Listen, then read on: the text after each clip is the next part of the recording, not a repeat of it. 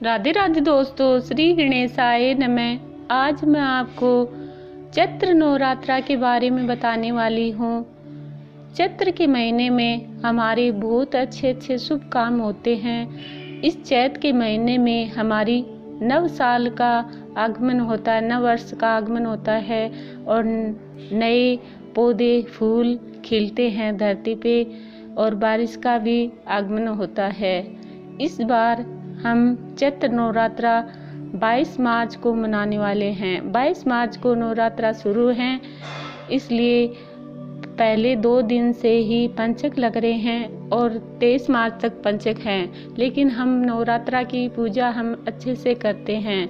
नवमी के दिन राम जी का जन्म होता है, इसलिए हम इस चैत्र नवरात्रा में बहुत बहुत अच्छे चैत्र के महीने में शुभ काम होते हैं। ब्रह्मा जी ने भी सृष्टि का निर्माण इस चैत्र के महीने में ही किया था, इसलिए हम इस महीने को अति शुभ मानते हैं। नव साल का भी आगमन चैत्र महीने के में ही होता है। हिंदी महीनों के हिसाब से ही चैत्र के महीने में नव वर्ष का आगमन होता है, इसलिए हम धूमधाम से नवरात्रा और चैत्र महीने की नए वर्ष की आगमन का शुभकामनाएं करते हैं।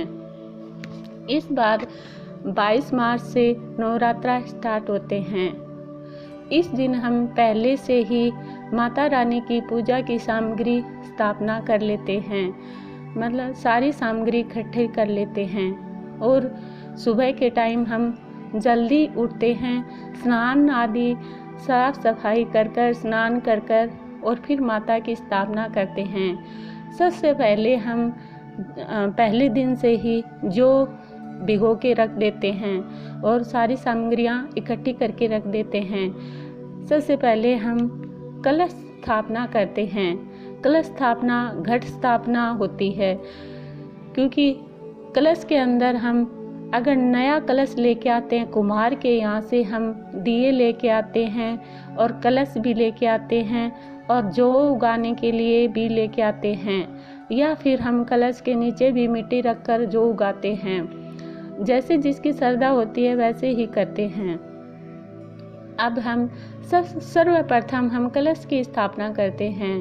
सर्वप्रथम हम कलश के अंदर जो भिगोया हुआ कलश होता है, जैसे पहले दिन से हम पानी में भिगो देते हैं, क्योंकि वह फिर भिगोने के बाद में पानी नहीं सोखता है ज़्यादा, इसलिए हम पहले दिन से उसको पानी में भिगो देते हैं। फिर कलश को निकाल कर और उसमें रोली से टीका लगाते हैं, चावल लगाते हैं और फिर उसके अंदर हल्दी, सुपारी और इलायची, लौंग, पान सब उसके अंदर रख देते हैं और फिर कलश को भर देते हैं पानी से।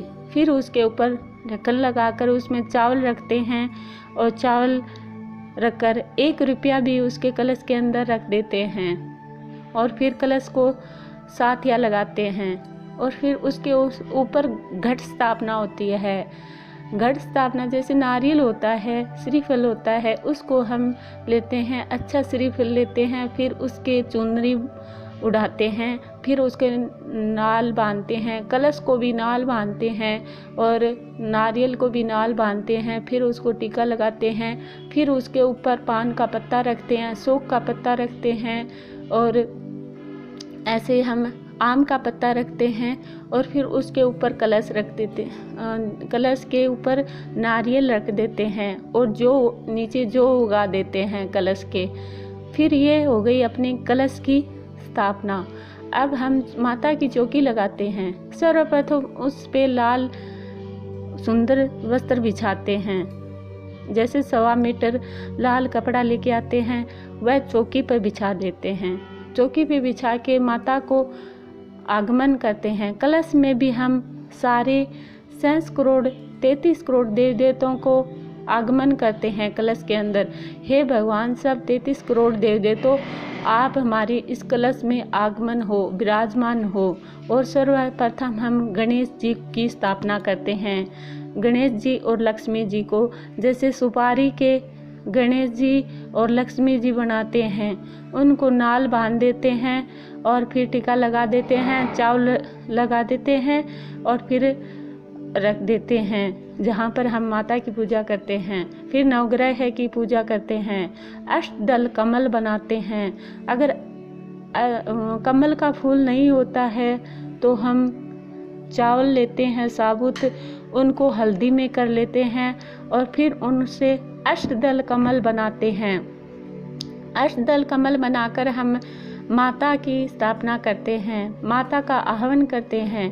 हे माता रानी, हम आपकी नवरात्रा में पूजा करते हैं, आप हमारे घर में विराजमान हो।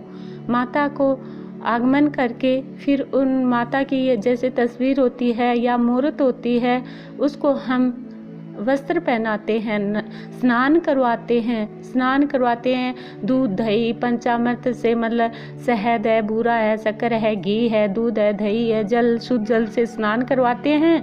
फिर जैसे हम लेडीजें सारा श्रृंगार करती हैं, सारा वस्त्र जैसे पहनती हैं, वैसे ही माता को चड्डी है, बोटी है, लहंगा है, चुनरी है, साड़ी है, ब्लाउज है, बिंदी है, सिंदूर है, टिक्की है और चूड़ियाँ हैं, सब सौभाग्य परिदक्षिणान, मतलब सारे सब कुछ श्रृंगार करते हैं। फिर माता के टीका लगाते हैं, चावल लगाते हैं और माता को एक जोड़ा लूंग, जैसे शादीशुदा होते हैं तो पति पत्नी एक एक जोड़ा, जैसे 2 लूंग पति के 2 लूंग पत्नी के चढ़ाते हैं, और जैसे बच्चे होते हैं उनके शादी नहीं होती है तो वो एक एक लूंग चढ़ाते हैं, लेकिन लूंग खंडित नहीं होना चाहिए। लूंग जैसे उसकी टोपी होती है वो साबुत होना चाहिए, ऐसे हम चढ़ाते हैं। फिर हम जैसे माता की आगमन करते हैं और माता को स्थापना करते हैं। माता की पूजा कर आगमन हो गया, माता का श्रृंगार हो गया और माता की स्थापना हो गई। फिर हम 9 दिन माता के 9 रूपों की पूजा करते हैं, 9 ही प्रकार के फल भोग लगाते हैं और मेवे की अपनी श्रद्धा के हिसाब से होता है, जैसे जिसकी श्रद्धा होती है।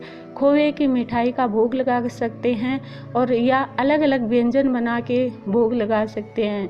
जैसे हम एक दिन हम कुछ जैसे घर में कुछ भी बनाते हैं, जैसे कभी हम हलवा पूड़ी का तो 9वें दिन भोग लगता है।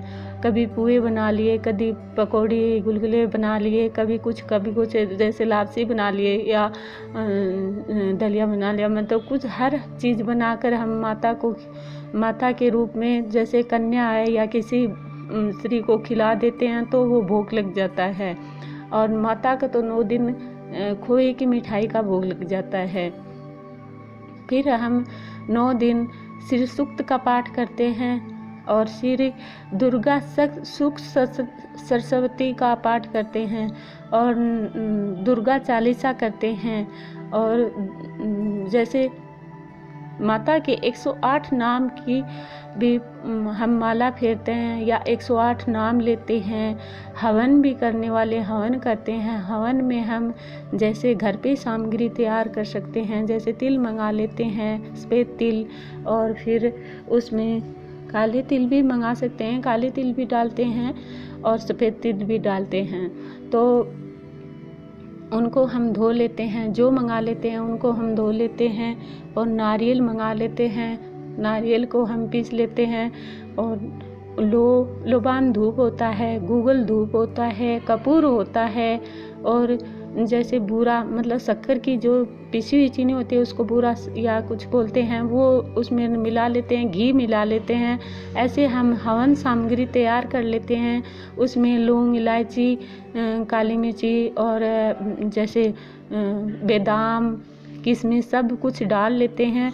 और फिर वो जैसे हम गाय का गोबर का कंडा होता है उसको हम उस पे हम रोज़ाना हवन करते हैं। माता के 9 दिन हवन करते हैं, जैसे जिसकी श्रद्धा होती है। और अखंड दिया भी जगाया जाता है। 2 या 3 जोत जगाते हैं। एक तिल के तेल की या सरसों के तेल की जगाई जाती है और एक घी के तेल की जोत जगाई जाती है। जैसे जिसकी श्रद्धा होती है वैसे ही पूजा जाता है, वैसे ही किया जाता है। लेकिन 9 दिन अखंड जोत भी जगती है माता की। अगर 9 दिन अखंड जोत नहीं जगाएं तो माता की सुबह शाम आरती करें, उस टाइम ज़रूर हम दीपक जलाते हैं और माता के सारे हम घर के सदस्य इकट्ठे होकर पूजा करते हैं और अच्छे से माता के 9 दिन हम माता की, जैसे हम हर चीज़ की खुशियाँ मनाते हैं वैसे ही हम माता के लिए हर चीज़ से हम भोग लगाते हैं। माता को खुशियाँ, हर चीज़ हम खुशी से खिलाते हैं तो हमारी माता मनोकामनाएं पूर्ण करती हैं। सर्वप्रथम हम माता को मनाते हैं और फिर सब चीज़ों से हम माँ की पूजा करते हैं। आसन लगाया जाता है, आसन पे बैठते हैं, नाल भी बांधा जाता है, टीका लगाया जाता है और चावल लगाते हैं और फिर हम माँ की पूजा करते हैं और फिर हवन करने वाले हवन करते हैं। इस प्रकार हम माता की पूजा करते हैं और 108 नाम का जाप भी करते हैं। जैसे जिसकी श्रद्धा होती है वैसे ही पूजा की जाती है। और फिर अष्टमी को कन्या खिलाने वाले अष्टमी को खिलाते हैं, नवमी के खिलाने वाले नवमी को खिलाते हैं। जैसे जिसकी घर में जैसे पूजा करते हैं वैसे ही करना चाहिए। और रामनवमी को भी हम अच्छे से मनाते हैं क्योंकि रामनवमी को राम जी का जन्म होता है। इस दिन ही राम जी का जन्म हुआ था, इसलिए हम रामनवमी को, राम का जन्म हुआ है इसलिए रामनवमी, और माता की भी नवमी होती है इसलिए हम उस दिन अच्छे से मनाते हैं। इस दिन बहुत शुभकामनाओं के साथ में कन्या को हम घर बुलाते हैं। जैसे कन्या को घर पे बुलाते हैं तो सर्वप्रथम उनको अपने घर में उनके चरण धोने चाहिए, फिर उनको आसन पे बैठा के नाल बांधें, टीका लगाएं, उनको खाना खिलाएं अपने हाथ से। और खाना खिला के हम जैसे कन्या को जो भी भेंट देते हैं, चुनरी है या फिर कुछ भेंट होती है, जैसे उसके पढ़ाई की कुछ चीज़ें होती हैं या खाने का कुछ टिफ़िन होता है या कुछ भी जैसे भेंट देते हैं। और फिर जवारे तोड़े जाते हैं, एक छोटी कन्या से हम जवारे तोड़वाते हैं, फिर उनको उनके सर पे वो बालियां दी जाती हैं। और इस प्रकार हम कुछ मैंने आपको बताया है और कुछ मैं आपके नवरात्रा के बीच में कुछ जानकारी मैं आपको दे दूँगी। अगर आपको अच्छा लगे तो चैनल को सब्सक्राइब करना, बेल आइकन दबाना। श्री कृष्णम शरणम।